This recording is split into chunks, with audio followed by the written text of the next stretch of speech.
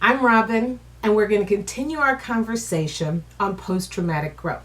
So just to explain again what it means, it basically is you going through a traumatic event and then coming out the other side better than how you started.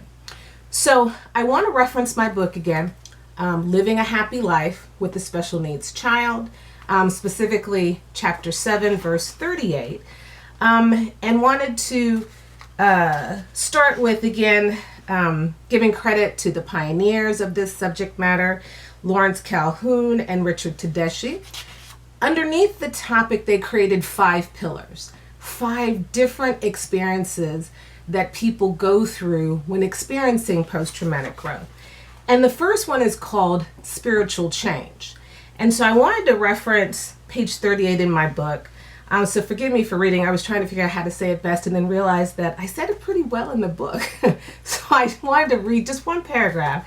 All right, so it begins.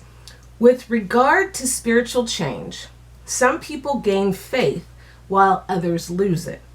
It really depends on where you were with spirituality before the trauma happened. Wayne and I lost faith in God for a while after Wyatt's birth. So I want to insert parenthetically here a little quick background about myself. I graduated from seminary at Howard University School of Divinity with a master's in divinity degree. I am an ordained minister and served for 12 years as associate minister at a Baptist church. Keep that in mind while I'm reading this. Theoretically, we both knew we weren't exempt from suffering, but we never imagined that life would be so cruel and our suffering would come through Wyatt's entry into the world.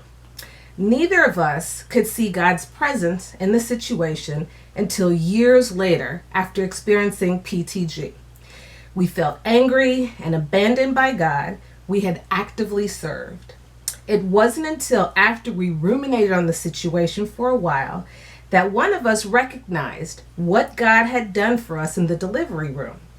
We used to roll the tape in our heads over and over again, saying that God should have inserted his will when Wyatt was delivered and allowed him to breathe right away. After experiencing an epiphany after 2 years after Wyatt's birth, we instead saw that God had inserted his will and allowed Wyatt's life to be ultimately saved through the pediatrician who had worked on him.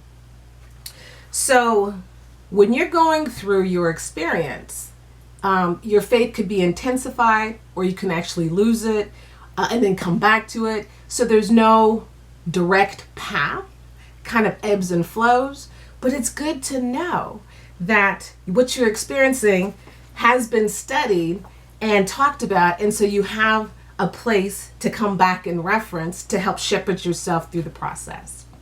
Thanks, more to come. Bye.